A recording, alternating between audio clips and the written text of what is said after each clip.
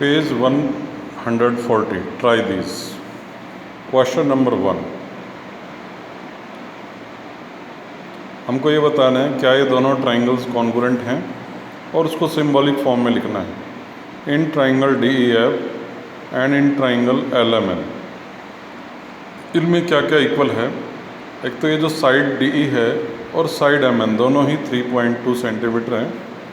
DE इस side है और MN इस साइड है। EF equal to LM, EF है 3 सेंटीमीटर और LM भी है 3 centimetre. EF equal to LM 3 centimetre. DF equal to LN, DF और LN दोनों ही 3.5 सेंटीमीटर हैं। तो इन दोनों ट्राइंगल्स में तीनों कोरोस्पोंडिंग साइड्स इक्वल हैं। तो according to SSS congruence rule हम कह सकते हैं, कॉन्ग्रुएंस की स्पेलिंग CONGRUENCE पूरी लिख लेंगे। तो ट्राइंगल DEF कॉन्ग्रुएंट, यहाँ हमने NML क्यों लिखा, LMN क्यों नहीं लिखा? क्योंकि देखो DE MN के इक्वल है, DE MN, तो यहाँ लिखेंगे MN NM एक ही बात होती है।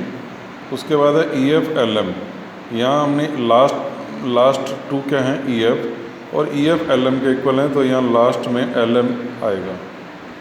LM ML एक ही बात होती है। उसके बाद है DF इक्वल टू LN, ये देखो फर्स्ट थर्ड DF और LN, ये LN भी फर्स्ट और थर्ड प्लेस पर ही है। तो इसलिए हमने यहाँ LMN नहीं लिखा, NML लिखा। हमको इसके अकॉर्डिंग लिखना होता है। DE equal to MN, DE NM, EF LM, EF ये LM, DF LN, DF और LN। तो दोनों ट्राइंगल होगी congruent, reason SSS congruence rule. Page number 140, question 1 part 3, page number 140। ये है ट्राइंगल ABC और ये है ट्राइंगल PQR। हमको ये बताना है ये कॉन्ग्रुएंट है या नहीं है। तो इन ट्राइंगल ABC और ट्राइंगल PQR, इसमें AB तो है 2 सेंटीमीटर, QR 2.5 है, तो AB is not equal to QR। ये इक्वल लिख के इसको काट देंगे, इसका मतलब होता है AB not equal to QR। और जो BC है वो है PQ के इक्वल, दोनों ही 4 सेंटीमीटर हैं। और AC इक्वल टू PR दोनों ही 5 सेंटीमीटर हैं। बट AB और QR इक्वल नहीं है। अगर ये भी इक्वल होती तो SSS कॉन्ग्रुएंस रूल के अनुसार दोनों ट्राइंगल्स कॉन्ग्रुएंट हो जाती।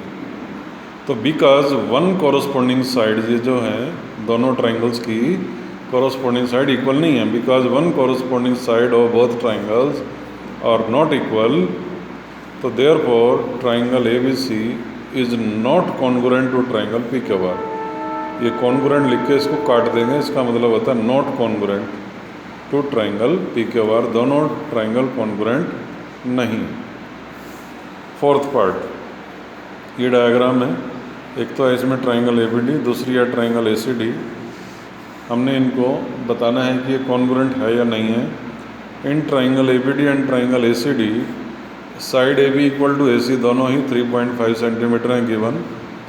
Side BD equal to side DC दोनों ही 2.5 सेंटीमीटर हैं गिवन। और ये जो AD साइड है ट्राइंगल ABD में भी है, ACD में भी है।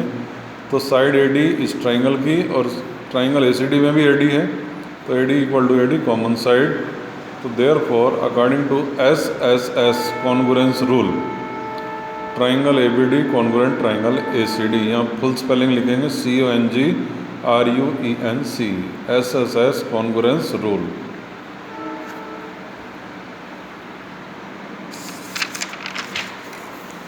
क्वेश्चन 2 में ये डायग्राम है। ABC ट्राइंगल है जिसमें AB और AC ये दोनों इक्वल हैं, ऐसा गिवन है। D is mid point of BC, ये भी गिवन है। पार्ट 1 में हमको बताना है कि ट्राइंगल ABD और ACD में वो 3 कोरोस्पोंडिंग पार्ट्स कौन से हैं जिससे हम इन दोनों ट्राइंगल्स को कॉन्ग्रुएंट प्रूव कर सकें। एक तो AB is equal to AC हो गया, गिवन है। AD ट्राइंगल ABD में भी है, ACD में भी है। AD equal to AD common side. और D मिड पॉइंट है BC का, D BC का मिड पॉइंट है, तो BD और DC भी इक्वल होंगे गिवन। तो ये 3 पार्ट हैं जिसकी वजह से हम इन दोनों को कॉन्ग्रुएंट प्रूव कर सकते हैं, क्योंकि तीनों ही साइड्स हैं। तो यस, ट्राइंगल ABD और कॉन्ग्रुएंट होगी ट्राइंगल ADC के, reason SSS congruence rule. Third part में पूछा गया क्या एंगल B और C भी इक्वल होंगे। ये एंगल B है, ये एंगल C है। यस, एंगल B और C भी इक्वल होंगे। क्यों? क्योंकि दोनों ट्राइंगल्स ABD और ACD को हमने कॉन्ग्रुएंट प्रूव कर दिया है, तो उसके कॉरस्पॉन्डिंग पार्ट्स भी इक्वल होंगे। तो एंगल B और C क्या है, इसके कॉरस्पॉन्डिंग पार्ट्स हैं। तो रीज़न लिख देंगे because corresponding parts of congruent triangles are also equal. दो ट्राइंगल कॉन्ग्रुएंट हो तो उनके कॉरस्पॉन्डिंग पार्ट्स भी इक्वल होते हैं। तो आज हम पेज 140 पर क्वेश्चन 1 के सारे पार्ट करेंगे और क्वेश्चन 2 के भी सारे पार्ट्स करेंगे। Thank you.